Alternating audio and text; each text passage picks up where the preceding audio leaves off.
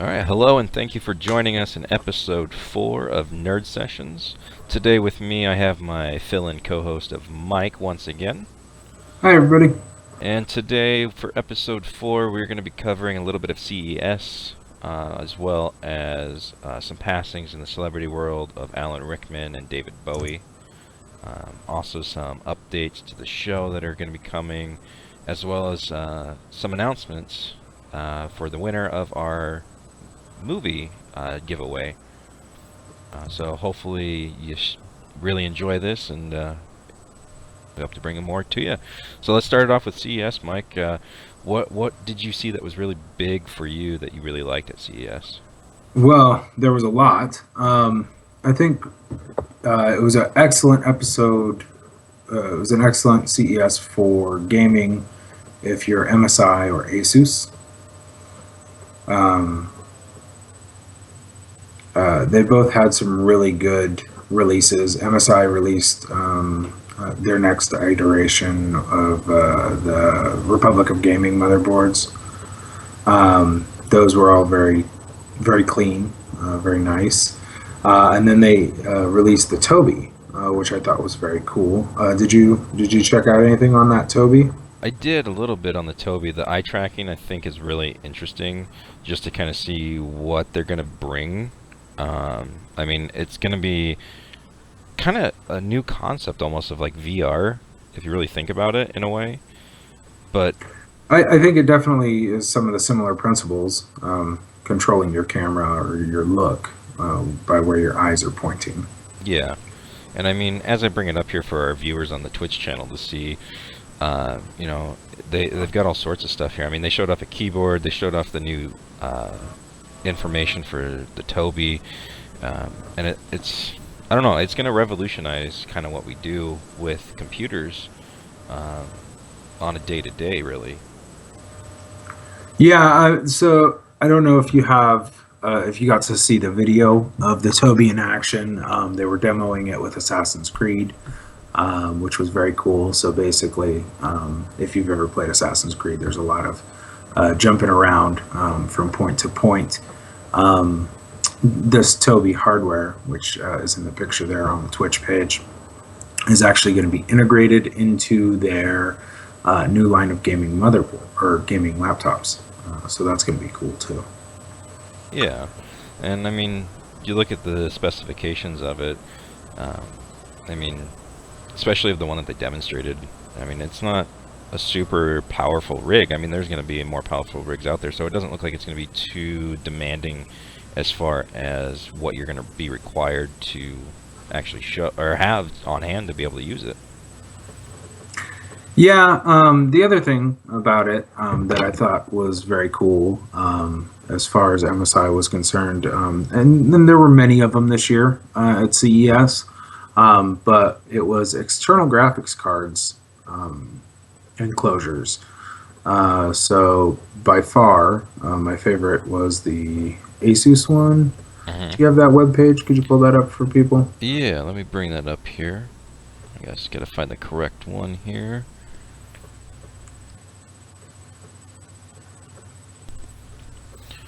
So in any case, it sort of changes what it is that we see um, with laptops. So the big downfall of gaming laptops, even if you put desktop graphics in them, is heat.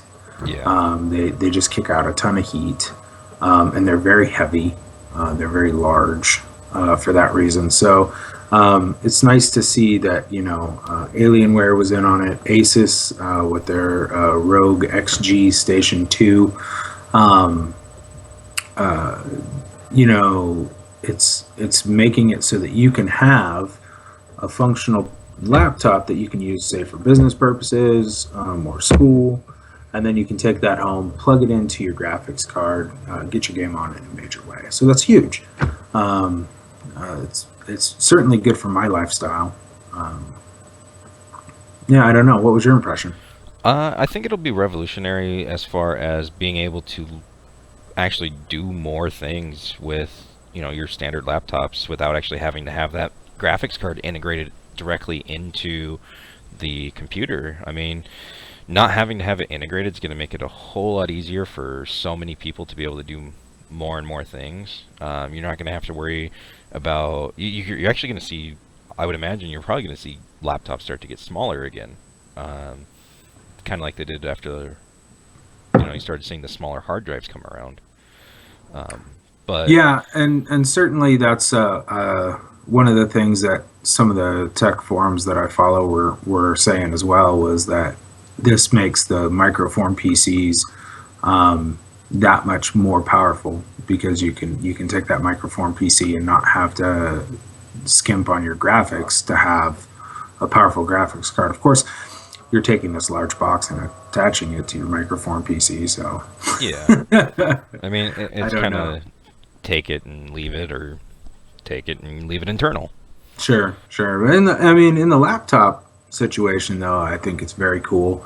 The Asus Republica Gaming XG Station 2, Hmm. that one actually will power your laptop over the connection as well. Yeah, that's very interesting. And So, I mean, really, too, I think Asus has really been trying to stay on top of the game, too, as far as what they have to offer. I mean, I personally have an Asus, and I primarily went that route for my computer just because I didn't really have the time to build my own, so I kind of need the convenience of pre-built. So, sure. I mean, it's a great computer. And did a lot of research to see what was out there pre-built, and they honestly offer, I think, the best value for what they actually offer as far as performance-wise. I mean, definitely pre-built's come a long way. Yeah. It used to be, I don't know, and this is going back, that if you wanted a powerful machine on a budget, you had to build it yourself. And I think gaming has grown so much that we see the pre-built gaming rigs being reasonably priced for what they have in them. Yeah, absolutely. And I mean, we've definitely seen the price of pre-builts come down a lot as far as performance computers go compared to what it was. I mean, there's still very expensive machines out there, upwards of several $1,000s, but you're not seeing the crazy prices that you saw, say 5, 10 years ago, where you needed to drop 5 grand to be at the top of the line. Now you can drop like maybe 1,200 and you're good for Yeah, a while. and you could game for a couple of years on that Oh, easily. for sure. Yeah. Um, Speaking of sort of futuristic advancements in technology, do you want a robot? Well, which robot are we looking at? Are we looking at one that can fly, or one that will wait on you hand and foot? I mean, both would be great. Does that exist yet? Because I would be down for that. Well, I mean, honestly, I wouldn't mind having one that will wait on me a little bit as I bring up the Intel Segway uh, little portion onto the Twitch here. Um, it's interesting to see their concept of design. It's really just a Segway without the handlebar and a little screen on top. Well, yeah. So this was kind of a cool partnership to see Intel coming together with Segway to create this. I mean, it looks a lot like the hoverboards that we've been seeing recently. It's much smaller than a normal Segway. Um, but it does have arms. This image here from this website that we're looking at does not. Yeah. But it does have arm attachments. It could bring you a beer, which would be cool. I mean, I think just like a Roomba, it's sort of like a niche market. You're gonna see it in like one room of your house. It's not going up the stairs or anything like that. It's not. I don't know. It's a gimmick. It would be cool to have. I think Um, it'll be useful in like an office environment. If you have a single-story house and let's say you work from home, I could see it being useful for video conferencing, making phone calls, video chatting in general if you need to with somebody in the office, showing a presentation if you're not able to be there. I think those are going to be its key aspects, is more alongside the business world initially, until they start fine-tuning it for more of a residential kind of scenario. yeah, I think we have a long way to go. But I like it. So the RealSense cameras, the Intel RealSense technology is the real purpose of this partnership, to show you what you can do with their sort of, with their technology. Um, you know, Ultimately, we'd love to get to the point where we're seeing robots in our everyday life, or at least I would. I think that would be awesome. Get a BB-8 or an R2D2 rolling around. That would just be cool. Yeah. Especially since I may be going to a morning shift here, and I really don't like getting up in the morning. I mean, that's an extra 30 minutes I could sleep while R2D2 takes me to work, right? So, yeah, no, it's cool, but it raises some issues as well because, like, Skynet is not a thing that we ever want to have happen, and if we ever want robotics to get to the point, This is definitely the first step. yeah, if we want the robotics getting to the point where it can truly be self-aware and able to anticipate our needs and do what we want it to do, then that's giving it an intelligence, and that's a bad place to end up at. Yeah, So, I completely agree. If we go that route, we're definitely going to end up going the way of Skynet and having a whole mess of other issues. I don't know. I don't know. I'm still on the fence about robots and having them in the home. I like the idea and the concept of it. I don't have a problem with it one bit. My thing is we need to keep it as limited as possible as far as, let's say, their abilities. are you going? Are you talking about like the three laws of robotics? Yeah. Like,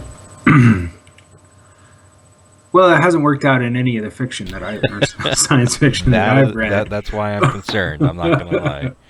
But no, yeah, I think definitely there needs to be checks and balances in play because computers work in absolutes, right? So we are not very kind to the planet. No. And so are we the threat? I don't know, but I certainly don't want a robot to think we're the threat and then try and take us out. So. Great. Well, and that raises another concern for me. With speaking, on the same topic of robots, as we transition over to the self-flying robot that you can control with your phone with an app. Yeah. So at first, when I very first heard about this, I was super excited because being able to buy a drone and fly without needing to get a pilot's license or any of that seems really awesome. Yeah. That awesomeness does come with a pretty hefty price tag, though. Yeah, we're looking in the neighborhood of about, what was it, $200,000 to $300,000. Yeah, they're pretty spendy. And I don't know about you, but I don't. And they're really pretty have that short radar. range. Yeah, For that 10 price miles. tag. 10 miles. Now it does go 60 miles an hour, which is pretty cool. So that's pretty. It seems very fast. Probably does not seem very fast when you're in the air, though. No, especially if It's you're only distance. limited to 10 miles. That's Right. going to be a really quick flight.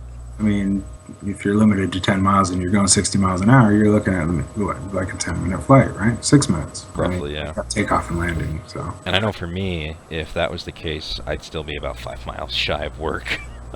Yeah. So, but how baller would it be to just roll up to work and just fly over the entrance gate there and just land in the parking lot? Yeah, I'm not gonna lie, that would be awesome. That'd be really great. Not to mention traffic around here is terrible. So Oh god, we could avoid all the traffic, just fly into work and land. right? But safety is probably the thing that caught up to me after the excitement, right? Yeah, Because there's no way to control this thing. no, not one bit. You put in your coordinates and you press go. It plots the course, and it takes you to wherever you told it to go to, and that's it. My concern, if something goes wrong on an airplane or in a helicopter or whatever, you have someone with experience, hopefully, who can get you safely to the ground. With this sort of technology, are you whipping out your phone and trying to call tech support? Yeah, mid-flight. Because I hope they don't have any holding. Yeah, no kidding, right? So I don't know. I think we're gonna have to see what comes of this. There's no regulation on it, obviously, because it's brand new. But that's what CES brings us. It brings us new technology, something to talk about, to create a buzz. So Yeah, absolutely. And I mean, I don't know, I see it being practical for specific things. You know, obviously it's a one-person thing. I don't see it being very practical in the States all that much at the moment because of its limitations of how much it can carry of 220 pounds. That I don't know, that I see that causing some issues stateside, just because of the country's obesity problem. I mean, I myself fall into that category, so I wouldn't be able to well, fly it. yeah, yeah, but I mean, that would be a good motivator to lose some weight, right? Theoretically. If you really wanted to fly, this is a way that you could do it. So, I mean, I don't know. It's very, I don't know. I have a lot of concerns with it, and I don't know, I'm very skeptical with it at the moment, until they fine tune it and they show us a little bit more. and apparently Roombas can be hazardous to your health. Yeah, as I see that. Welcome to the stream. Yeah, so we're not going to say that on the podcast, but thanks for the input there. Um, so what else? Anything else from Really, CES catch your eye? well, I mean, you know, things alongside with the apps, you know, aside from the robot, and the drone, we also had the shoes that you can control with your phone. Yeah, Digit Soul. That was very, very cool. Yeah, I think they're a French company from their website. Can you pull that up on the stream there? already got it. Perfect. So yeah, Digit Soul. They started off as an insole company with a pretty cool app. So everything's about Fitbits and health trackers nowadays, Yeah, right? anything you can link to your phone. Anything you can link to your phone and have an app for. So this is a shoe, and it's a pretty awesome shoe. It is, I don't know, reminiscent of like the Air Jordans Yeah, back in the kind day. of. Yeah. It's interesting to see how it actually opens too on the front, because instead of like actually just like slipping your foot inside like a regular shoe, like the front actually like extends forward. Yeah, it reminds me of Back to the Future. Yeah, Those self lacing sneakers he had, those yeah, things were awesome. the automatic So tightening. I feel like it should do that, almost like a snowboard binding. Like you stick your foot in it, it clicks shut, and just tightens down on your foot. That would be awesome. Until it Um, until it malfunctions and tightens the circulation off to your foot. well, at least your foot would be warm, right? To an It, extent. exactly the temperature you want it to be, because that's the one of the big features of the app here. It Yeah, does allow you to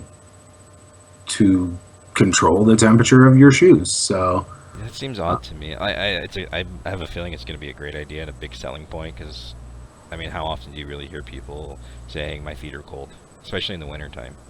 Like it's yeah, everybody. no, yeah, all the time, especially in like a corporate environment, Oh yeah, where they tend to keep things cooler anyway because everybody computers, monitors, there's yeah. yeah, yeah. So it's cool. Its price tag is reminiscent of Air Jordans in the '90s as well. So they're running a special. They're going to go for sale on February 1st, 6 p.m. Central Time, 12 p.m. Wait, Yeah, 12 p.m. Eastern time. 12 p.m. Eastern Time. Yeah. So if you're lucky enough to be one of the first 1,000 there, you can get it for the special price of 400. I assume that's dollars. It doesn't look like it specifies on the It price other than doesn't. 400. Could be euros. In which case, like, what is That's that? going to That's be like quite a bit five and more. a half. So, yeah. But no, it's very cool. They got a couple of different styles. They got it for the ladies as well, although those are not self-lacing as their pumps. Yeah. Um, And then you also have like the skater style, like Vans or Converse wannabes. The only ones I that have like I the like self-lacing them though. though. The skater ones I like better than like a Vans Hmm. because they seem to be leather, They and look I like it. think you could get away with that at work. Like you could wear Maybe. them slacks and they would look all right. Yeah. So, no, yeah. So, I mean, that was really cool. Disconcerting though. Do we really need an app to control our shoes? Is that what we've come to? Apparently. I mean, I don't know. I find it interesting to see that the primary product that they're going to be having is the is really going to be this this one here that looks like the Air Jordans, with the projector light, the self-lacing. The projector light. Yeah, we didn't talk about that at all. So I saw a really cool video for this sneaker when they were demoing it at CES. They were actually projecting like almost like a holographic image of Slimer Yeah. out of the shoes from Ghostbusters. So that was really cool, and it's neat. It's definitely gimmicky. I don't know really any application where I need to broadcast something from my shoes.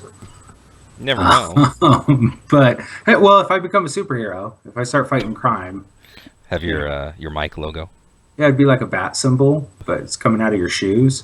So, Blind or your enemies maybe with it. do like a bullseye, right? So, like when you're kicking someone in the junk, there you go. You got a target. Never miss. Yeah, but your target's going to move with your shoe. Oh, details. I'm sure that can be accounted for. So, Logic, you know.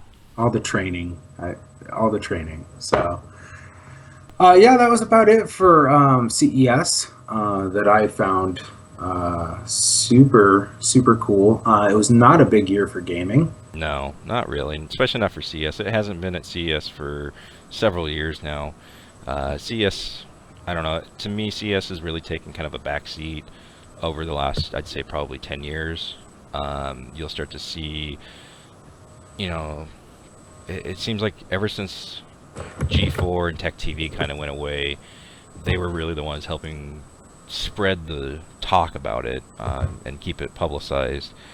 But it seems like since those went away, it's not really the case anymore. We don't see much talk unless it's something big.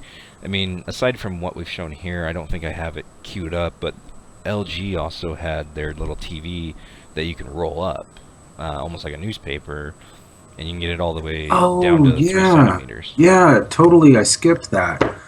So that's really cool. Can we pull that up? Did you pull that up? I can. Give me just a moment. So LG came out of CES with an idea for a portable TV screen. That is really awesome. They only had an 18-inch demo for CES, but it was very neat. It looks like everything is still like early product testing stage. Um, they say 2017 is coming out, and they say it will be available in up to a 60-inch screen, although again I'm not really sure why you would need a 60-inch screen that could roll up. Other than a very specialized market, I just don't see why I would need to roll up my 60-inch TV. Yeah, I hang it on the wall and that's where it stays, right? that seems to be what I was thinking too. Like, I just don't see it being practical at a 60-inch size. I could see it maybe being a little more practical at the 18 for like a trade show person, somebody who's going from, point A to point B and needs a TV that they can, take with them. The 60-inch, Sure, it's something like CES, right? Yeah, Like where you want to go demo something and have video or whatever. But I don't know. But I like it because it's almost paper. It's like a piece of laminated poster, yeah, right? So you can roll it up. You can't fold it. That breaks the pixels. But yeah. it's getting closer to having like digital paper. And digital paper, I think, would be amazing to have.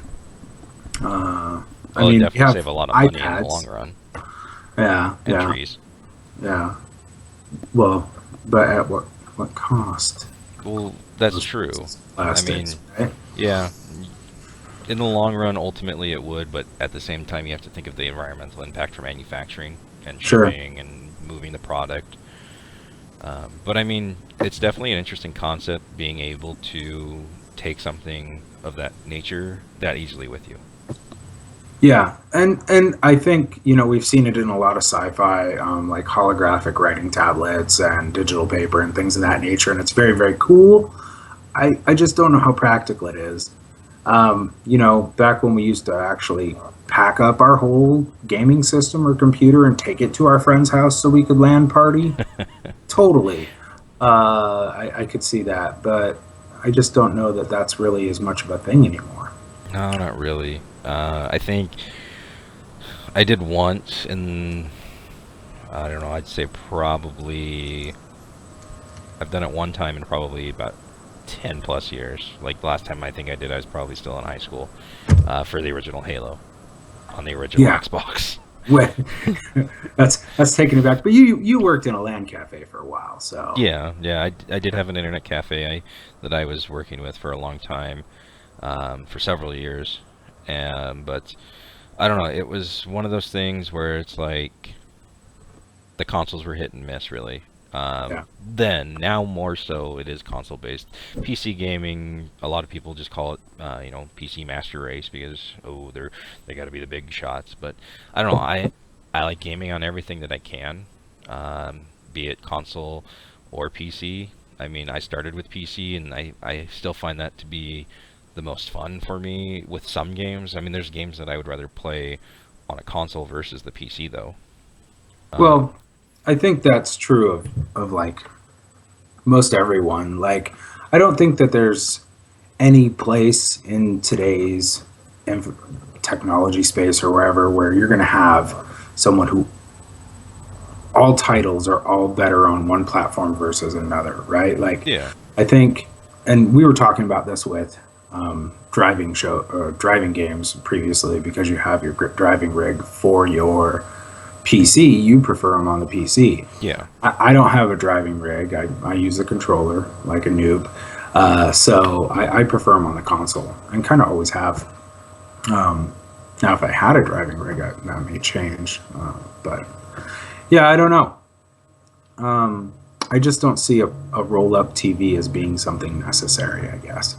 So, I don't know, and it's one of those things, kind of like with the robot butler. I see it being more applicable to a business standpoint or a business world, where you're going to see more common use and more daily use out of like a trade show for an 18-inch, maybe even a 20 or even a 60-inch. But I don't really see it being applicable or used that often inside of like a residential consumer house.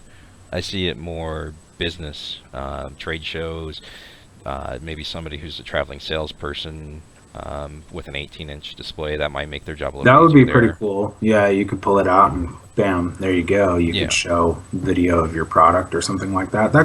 I could see that as being useful. Like you said, trade shows. yeah. Um, Things where you need to actually have a display of some sort without having the bulkiness of everything. Granted, a 60-inch roll-up TV is still going to take up a lot of space, even at, let's say, if it was comparable, like, yeah, because you can't roll it flat. no. So you're going to have a giant tube you're carrying around with you. Well, and you But that's figured, cool. I mean, I used to play pool. I had like a tube with my pool cube. yeah, and Or as long as it's cube. protected and whatnot, wherever you're traveling, I don't see it being an issue for a business world. So I'm sure that's probably where you'll see a lot of it come in at. I And wonder if it's going to come with a carrying case. I didn't see any word on it. Yeah. Um, they didn't really touch base on what would be coming with it, just kind of like the product specifications. And the 60-inch would sometime become available in 2017 at the earliest. So another new thing that was recently announced, or well, at least it just came to my attention. Not part of CES though. Um, you ever were you ever into Pokemon? Yeah, Yeah. So just found out that they are releasing a 20th anniversary edition DS. Um, that is going to be red or blue. Well, so it's going to be both, and then they're digitally remastering both red and blue. Um, do you have that link I for can it? get it. Not a problem. Yeah, Uh, no, I saw that as well. That they're doing the 20th anniversary. The DS will have a changeable like case on it, if you will, where you can go with like the fire red or the water blue with Blastoise or Charizard. But it's gonna be 199.99 in the states, and then you'll also get both the digital download pre-installed, from my understanding, of Red and Blue Yeah, that's what I to the read in the DS. documentation too. Yeah, you'll get the red and blue pre-installed on the DS. So that's kind of awesome. If you have the extra money and you want it today, I don't know who the seller is, but someone apparently is selling it right now on eBay for $300. So I if you think I want could to wait an spend an extra extra month. $100, you could have it. Well, not today. I don't think any shipping's that fast. But Yeah. Well, and I mean, we're still looking at a February 27th release date, estimated at the moment through GameStop. They're taking pre-orders already. I'm sure you'll start seeing places like Best Buy start to take pre-orders as well.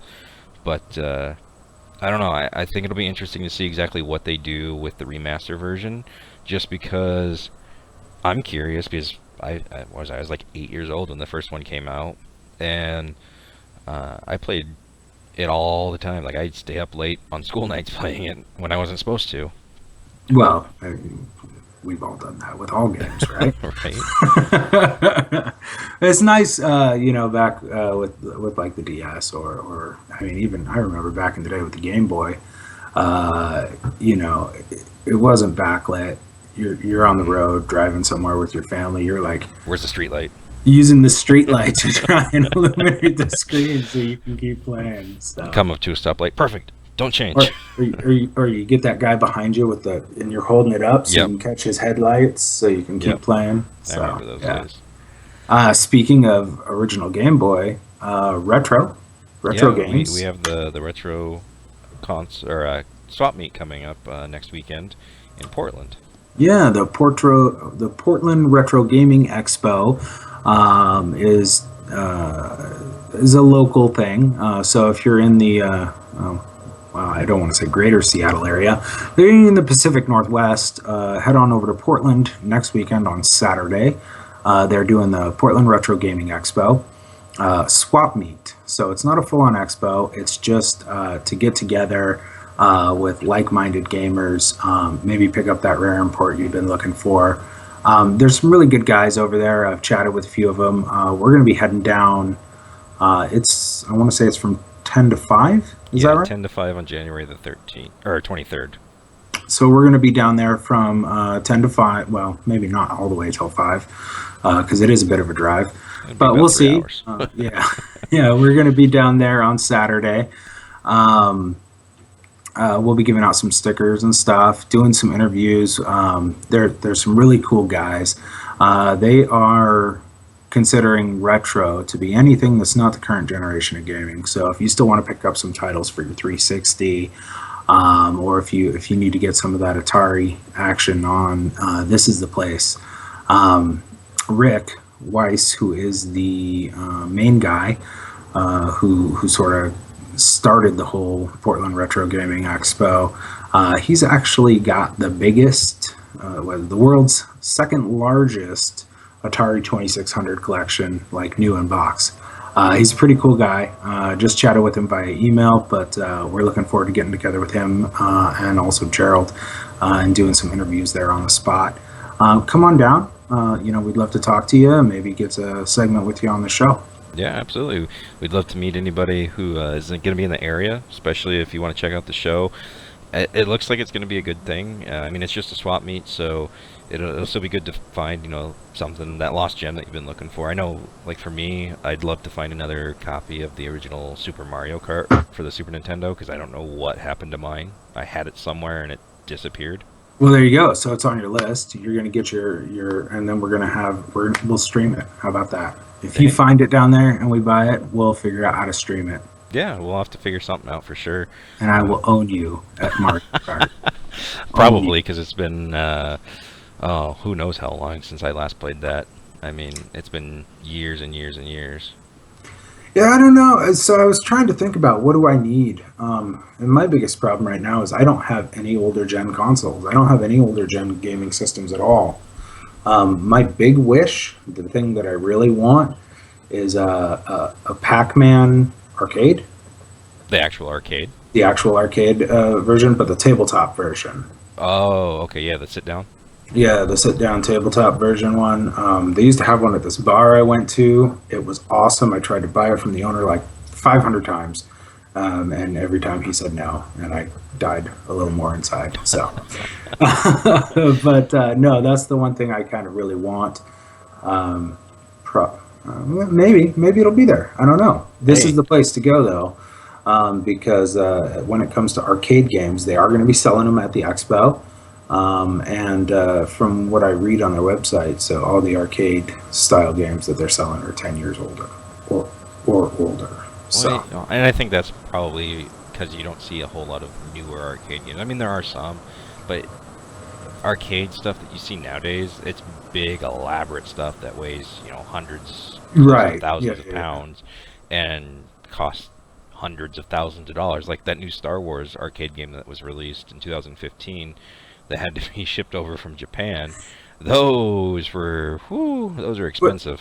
but it looks awesome, Yeah, oh, and absolutely. we did find it. We can play it. Where was it? Bellevue has one, I believe so. Yeah, I think. there's some locally. I think we'll have to venture to one at some point in We'll time. have to we'll have to head down to Bellevue and have a beer and Uh, play some Star Wars yeah, there's a few of them because in the local area. that would be awesome. And Maybe we'll hit it up on the way home from the swap meet. maybe we'll have to see what time looks like. You never know on a Saturday, especially with Seattle traffic. Yeah, so shout out to the guys at Portland Retro Gaming Expo. Sorry we didn't get a chance to hook up with you prior to this broadcast so that we could get the word out. But Definitely look forward to meeting them on the 23rd and actually doing the interview in person with them. I think it'll be a good experience and a good connection, and definitely look forward to seeing what they have to offer, as well as seeing their actual convention that they have when they have it in October. yeah, so they're doing it at the what is it, the Portland DoubleTree? For the swap meet, it'll be at the DoubleTree. But the The conventions convention will at be the at the Portland Convention Center. yeah, at the Portland Yeah, Convention Center. which Right. it's from what I saw, it's only a few blocks away, and so it's not a huge difference in distance. Same general area. Well, either way, both events are going to be fun. Stay tuned. When I was talking with Rick, he did indicate that maybe we should be able to get some free passes for our listeners. So we're hoping to follow up with them closer to the event and see if we can make that happen for you guys if you're in the area. Yeah, for sure. Speaking of contests, we recently had a contest on our Facebook page. You can check us out at Nerd Sessions there on Facebook. Yeah, The link's in the info facebook.com/nerd first. sessions. There it is. Um, That's the one. yeah, you can. Anybody who likes the page on Facebook is automatically eligible for any of our drawings at the moment, um, until we specify otherwise if it's something specific. But for the time being, contest rules for giveaways, just like the page, you're automatically eligible. This giveaway was for, I believe it was Movie Pass. Yeah, 2 free movie tickets to AMC theaters. And everyone who had liked the page, even prior to us announcing this comment, everyone was entered, with the exception of myself and Kevin. Staff, And yeah. yeah. Anyone who's involved with the cast was Yeah, those are not our only included. limitations. When nobody who's involved staff-wise for the show. Right. So we had a big winner was chosen. We just went through a randomizer, and our winner was Matthew Weathers. Matthew Weathers. Congratulations. From all the way down in Texas, is that right? Correct. Yeah, he is in Texas, listening on the internet, and has provided actually quite a bit of feedback to us. Seems to be enjoying the show, from my understanding. So, Matthew, we will get you the information as soon as possible, and be in contact to make sure that you're able to enjoy those passes. Yeah, definitely.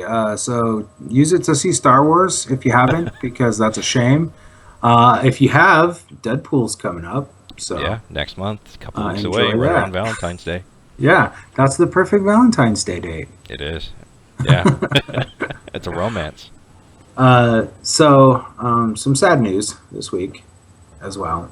If you guys hadn't heard, we lost a couple of great actors, um, slash entertainers, singers.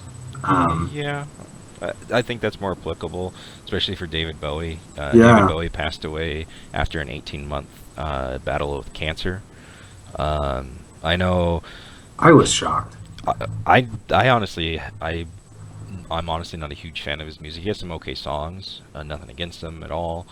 But I know he didn't do a whole lot of movies. His big one though was Labyrinth as the Goblin And King. that was a big one. That was a I big one. mean, it was so catchy. All the music in that movie was so catchy. Jim Henson was involved, in really bringing that world to life. Um, it was terribly sad for me personally, and it really caught me off guard. Obviously, celebrities, they have to guard their personal lives. They certainly don't want everything out there. But I had just like 2 weeks ago found out that they had been planning a sequel for the Labyrinth. Really, I didn't Uh, even know that. yeah, so there was a cover art for it too, and I was super excited for it, and then I heard that, and I was bummed. Yeah, that one, Um, like, I know a lot of, especially like stuff that Jim Henson touched, that turned into gold back in yeah, like the 80s and early 90s. And then I know when he passed, a lot of the stuff with like the Muppets, it kind of went on for a while, but I mean, they even disappeared for a little while yeah. after And it's good to Rick see thing them. I really like. I don't know if you've seen the new series, but there is a Muppet series on that's on ABC. TV Yeah, now on ABC. Yeah, I think it's great. Obviously, Jim Henson is not running it because no, he's yeah.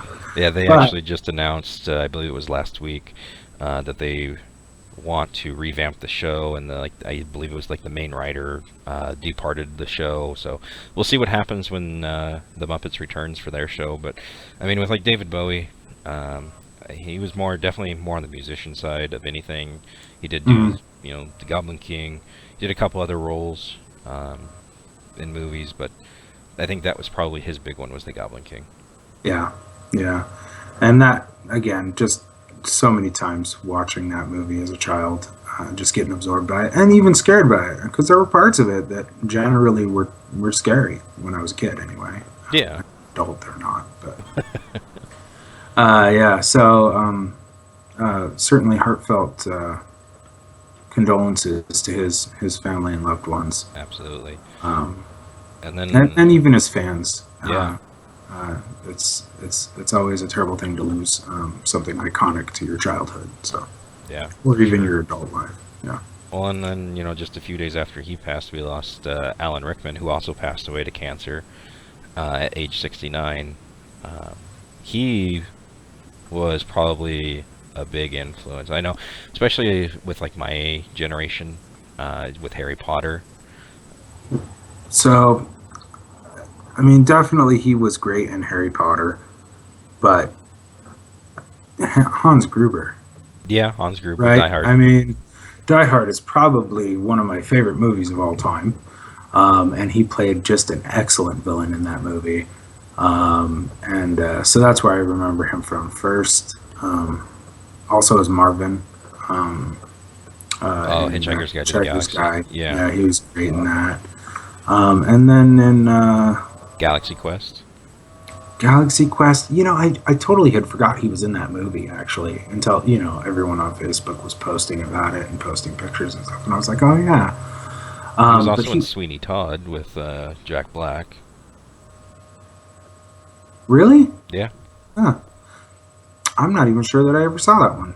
I don't think I personally have either. I know some friends that have, though. He was in. With He Jay, was what's that one with Jay and Silent Bob? Dogma. Dogma. Yeah, he was the voice of Dogma. God in Kevin He, Smith's he Dogma. was great in Dogma. He was No so genitals. funny. He was just good. So hopefully playing an angel secured him a better position Hopefully. in the afterlife. Whatever. Well, I know he Weird. did a lot of like Shakespearean theater work too, in the England area. Um, I mean, that's kind of where he started his acting career. From my understanding, is on the stage and theater. Yeah. Um, so, I mean, Yeah. it was a great loss on both sides. It's never a pleasant experience. Well, definitely condolences to everyone who has felt their loss. They definitely impacted the world in the time they were here, so Oh, absolutely. they will be missed. We also, maybe not as well known, but we did lose another voiceover actor, the gentleman responsible for the voice of Robin Hood in the Disney animated films, the Fox version one. Okay. Yeah, I Um, did not know that. yeah, let me see if I can pull it up here because I'm totally blanking on the name right now. That was Um, honestly that Disney rendition of the movie was probably one of my favorites as a kid. oh, absolutely. I mean, definitely as a kid. I'd say as a grown up, it's got to be Men in Tights, right? So, um, which actually, truthfully, my favorite as a grown up, my favorite rendition of Robin Hood is I saw it on Netflix. It was like a weekly series, a British one. Oh, the Robin Hood BBC series, yeah. Yeah, the BBC series that was super good. If you haven't given that a watch, definitely check that out because I was super mad that it's only like a couple seasons. Yeah. So Yeah, and it looks like Brian Bedford is who we're looking for the voice of the original Robin Hood in the Disney rendition from 1973. yeah, so thank you for helping to bring that to my childhood. Disney's been a huge part of my childhood. So Yeah, mine as well. Definitely something that I will never forget is Disney. Something I definitely want to experience with any children I ever have. You know, Disney movies growing up as a child, as well as actually visiting like Disneyland. We touched topic on that in one of our prior episodes. If you want to check that out, you can catch all of it. Same with Star Wars was covered in that episode too. Don't listen to it unless you've seen The Force Awakens, though. yeah, there's a few spoilers in there. It wasn't as bad as I thought it might be before we talked about it, but definite plot giveaways there. So Oh, for sure. yeah. Um, well, hey, it's been a great session. Thanks for joining me today, and thanks for having me on and all Yeah, that. thank you for That's, joining me. Before we do go, though, we do have a couple announcements here. This is our first episode that we are also simulcasting on Twitch. So if you want to check us out there as well as listening to the show, we will notify before we go live as well as post the videos online after the show is fully aired and recorded. So if you want to check that out, you can check it out at twitch.tv/nerd_sessions. As always, you can also find us on Facebook at facebook.com/nerdsessions or on SoundCloud to listen to the podcast. You can download them, stream them at soundcloud.com/nerd-sessions.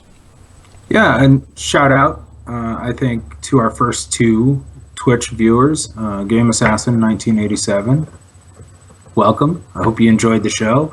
FF Admiral Raven, thanks for watching. Also, thanks for following us on Facebook. Yeah, we appreciate it. And we hope to bring you the best product on top of the podcast itself as we try to continue the vlog side of it a little bit. We're also working on releasing a website. We do also ask that if you have any interest in assisting us, because this is a labor of love, we are looking for anybody who might be willing to help with like art, sound, music kind of scenarios, or if you feel like you have anything that may contribute to assist us, we'll definitely shoot you a shout out, give any credit due where it's due. On top of that, right now, that's really our big things besides lining up some new interviews to be brought to the show in the future. Yeah, and if you got the time, definitely join us down at Portland Retro Gaming Expo swap meet next weekend. Yeah, January 23rd again. They open at 10 a.m. at the It's DoubleTree. only $5. I Five don't know bucks if we to get said in. that earlier, but it's No, we five did not. bucks for like I don't know 7 hours worth of looking at retro gaming equipment, which is pretty awesome. And then whatever you So, spend out of pocket. well, you're only five to get in the door. That's true. It's only $5 to get in the door. But as So, far as announcements go, that's really about all we have right now. We are working on some more things, and as we progress, we'll definitely bring it more to attention. But that brings us to the conclusion of episode 4 for CES. as well as the Retro Gaming Expo and the passing of the celebrities of Alan Rickman and David Bowie. And I thank you again, Mike, for helping fill in while we go through this transition phase here and figure everything out. Yeah, absolutely. Everybody have a great night. Thank you again, Mike, and thank you for listening to Nerd Sessions.